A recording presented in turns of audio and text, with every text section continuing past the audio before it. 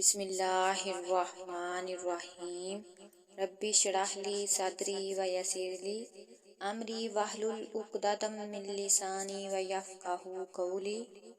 السلام علیکم dear friends, welcome to my YouTube channel the tree of اسلام۔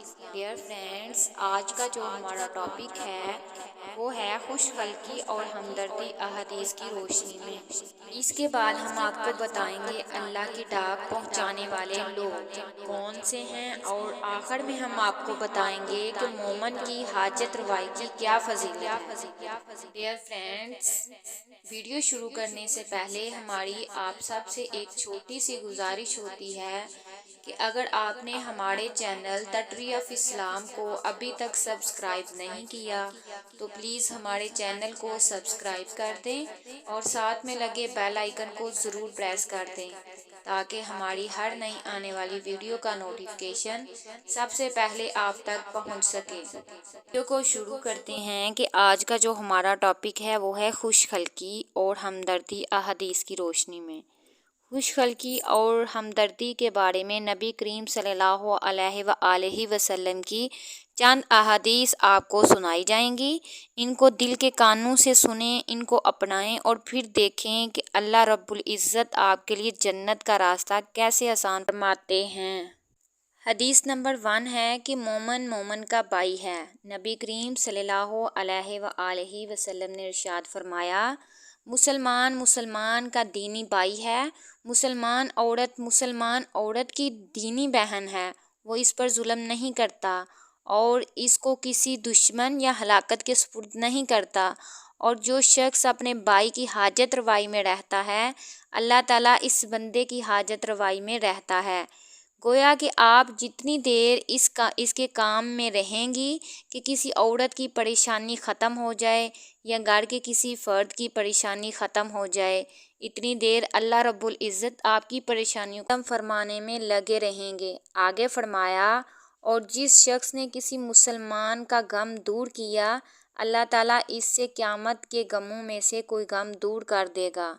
اللہ اکبر! یہ کس قدر مزے کی بات ہے کہ جس شخص نے کسی مسلمان کا غم دور کیا اللہ تعالیٰ اس کے بدلے قیامت کے غموں میں سے اس کا کوئی غم دور کر دے گا۔ سبحان اللہ! آگے صحیح بخاری کی حدیث ہے کہ اور جس شخص نے کسی مسلمان کے بدن یا عیب کی پردہ پوشی کی، مطلب کسی کا عیب دیکھا اور اس پر پردہ ڈالا، اللہ تعالیٰ قیامت کے دن اس بندے کی پردہ پوشی فرمائے گا۔ بدن کی پردہ پوشی سے مراد یہ ہے کہ اس کو کپڑے دیے، اور عیب کی پردہ پوشی سے مراد یہ ہے کہ کسی کی کوتاہی کا پتہ چلا تو لوگوں میں اس کو پبلک انسلٹ نہ کیا، اس کو ستر پوشی کہتے ہیں۔ کس قدر خوبصورت بات بتائی ہمارے آقا اور سردار حضرت محمد احمد مجتبیٰ صلی اللہ علیہ وآلہ وسلم نے کہ جس شخص نے کسی مسلمان کے بدن یا عیب کی پردہ پوشی کی اللہ تعالیٰ قیامت کے دن اس کی پردہ پوشی فرمائے گا۔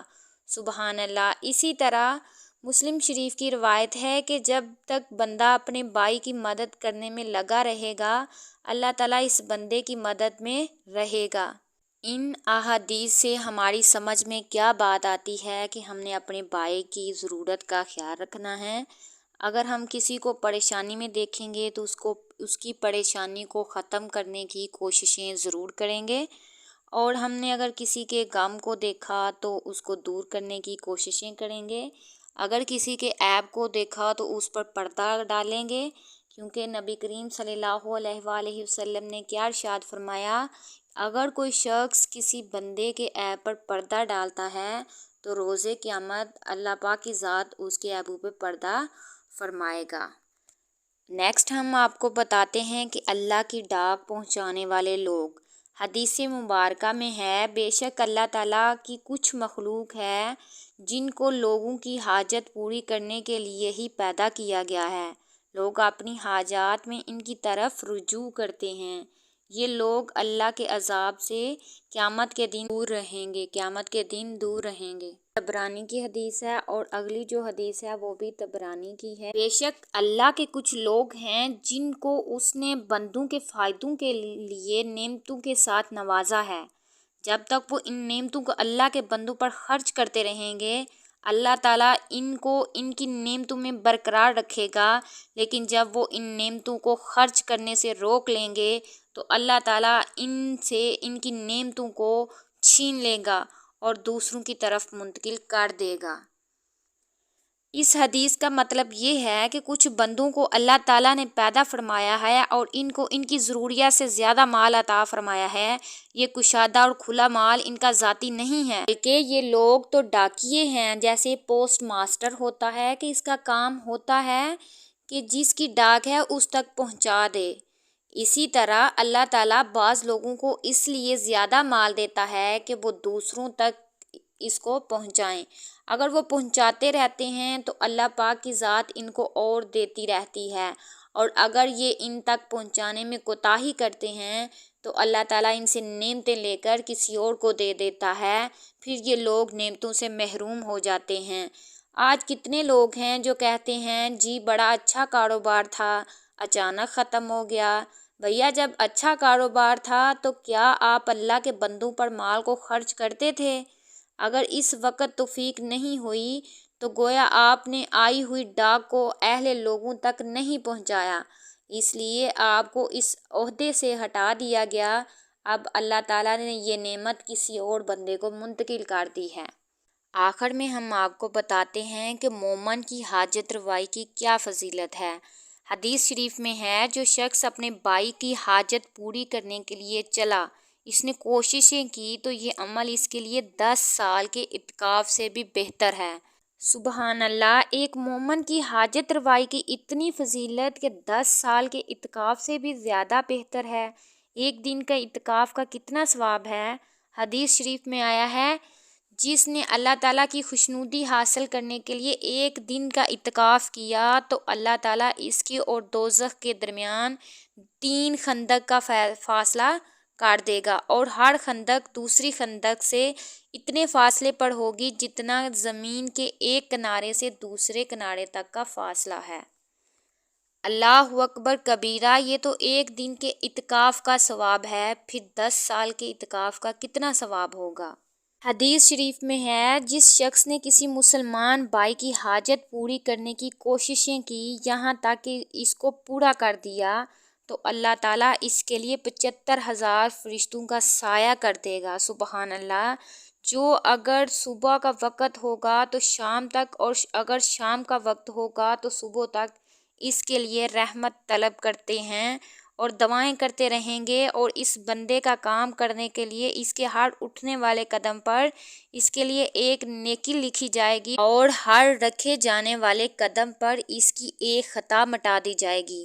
ذرا فرق دیکھیں کہ پہلی حدیث مبارکہ میں تھا کہ اس نے اس کی پریشانی ختم کرنے کی کوششیں کی، پریشانی ختم ہوئی یا نہیں ہوئی اس کا کوئی ذکر نہیں ہے، اور اس حدیث میں ہے کہ کسی کی ضرورت کو پورا کر دیا تو یہ اجر ہے۔ ایک اور حدیث شریف میں ہے، جس شخص نے اپنے مسلمان بھائی کی حاجت پوری کرنے میں کوششیں کی تو اللہ تعالیٰ اس کے ہر قدم پر 70 نیکیاں لکھے گا، اس کے 70 گناہ معاف کر دے گا، یہاں تک کہ جہاں سے وہ چلا تھا وہاں واپس آ جائے۔ بس اگر اس بھائی کی حاجت اس کے ہاتھ پر پوری ہو گئی، یعنی وہ کام اس نے مکمل کر دیا، تو کوششیں کرنے والا شخص اپنے گناہوں سے ایسا پاک ہوگا جیسے اس دن پاک تھا جب اس کی ماں نے اس کو جنم دیا تھا۔ اور اگر اس کی کوششوں کے دوران اس کی موت آ گئی، یہ مطلب کہ حاجت کو پورا کرنے کے دوران اس کو موت آ گئی، تو یہ شخص جنت میں بغیر حساب کتاب کے داخل ہو جائے گا۔ سبحان اللہ! اللہ اکبر! کسی مسلمان کا دکھ، درد اور پریشانی دور کر دینا کتنا بڑا نیکی کا کام ہے کہ اس کے کرنے پر زندگی کے پچھلے سب گناہ معاف کر دیے جاتے ہیں۔ ایک اور حدیث میں ہے کہ جو شخص اپنے مسلمان بھائی کے لیے کسی نیک مقصد کو حاصل کرنے کے لیے یا کسی تنگی کو آسان کرنے کے لیے کسی صاحب اقتدار کی طرف پہنچا تو اللہ تعالیٰ اس کے بدلے قیامت کے دن پل صراط سے گزرنے کے وقت اس کی مدد فرمائے گا جبکہ لوگوں کے قدم لڑکھڑا رہے ہوں گے۔ ان سب احادیث سے ہماری سمجھ میں کیا بات آئی کہ سب سے افضل عمل کسی مومن کو خوش کرنا، اس کی پردہ پوشی کرنا، یا اس کی بھوک کو دور کرنا، یا اس کی حاجت کو پورا کرنا ہے۔ یہ جتنی احادیث سنائی گئی ہیں یہ اس بات کی دلیل ہے کہ اگر انسان خوش خلقی کو اپنا لے، ہر ایک کے ساتھ اللہ کی رضا کے لیے اچھا سلوک کرے تو اس شخص کو اللہ تعالیٰ جنت میں بلند مقام عطا فرماتے ہیں۔